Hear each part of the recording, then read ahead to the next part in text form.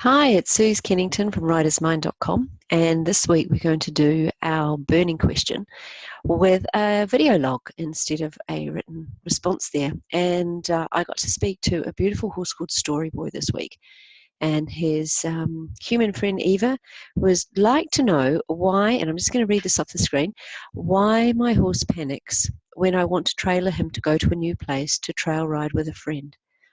If we are not planning to go anywhere, he knows that and will happily eat and hang out in his 24-foot-long, extra-tall stock trailer. He can stand tied in there and will even close his own centre gate by pulling a rope attached to it. Clever boy.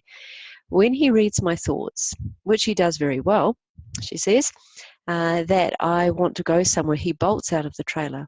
I really try to keep myself calm and centered, but I am so frustrated. He likes to go on trails at the stables where he is boarded. I can imagine this is a really, really frustrating situation, Eeva. And it's also, as you mentioned in a further email, a safety issue, because if something happens and you need to take your horse somewhere for veterinary care, then you can end up stranded, and that's not anything anybody wants to face up to. So what I did is I asked permission to speak to Storyboy, and what a beautiful energy, magnificent, magnificent boy. He has an extremely large energy bubble, and he started by coming into the session and saying that my energy cannot fit in there, talking about the trailer. And then he shared that he'd been trapped in the past and had to fight for his life. And I don't know whether this is in the immediate life that he's in now, or a past life, or a memory of situations. It's up to you to decide how you feel about that kind of idea. And he also said that I can see too much and I can't react, which I can imagine for a prey animal is absolutely really, really frightening, because horses rely on their flight response to keep themselves alive. He then was looking very floaty, and by this I mean not grounded and not sort of connected to the earth when he was inside the trailer. So I explained that he could ground himself whilst he's moving, and guided his energy down through his shoulders and through his legs and through his feet and into the earth. And he was interested in that. He was willing to give that a go. And then he paused a bit and kind of changed tact. He said that this pattern was Eva's pattern as opposed to his particularly, and that there is someone in the trail riding group, or somebody that they may meet up with, that scares her.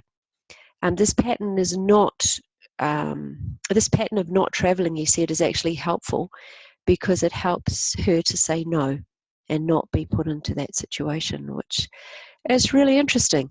He also said that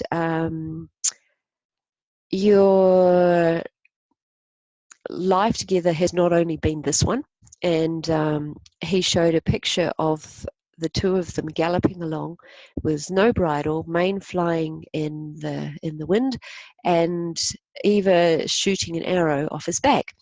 And then the two of them sleeping on the ground together. So this, as far as animal communication, this one was pretty expansive. Often the horses just show a situation that they want to address immediately and are able to give very specific answers, whereas this one was much broader, and really, really amazing to be able to see that. And when I said to him, what does he need to travel calmly? And this is where his real wisdom came from. He said, I need her deep calm to anchor me. I am teaching her to find it. And then he closed the session by saying, I am a master teacher, which I can very much believe most horses are. But his presence was enormous, and he almost felt otherworldly in the way that he presented himself and came into the session. And so that was some wisdom from Storyboy.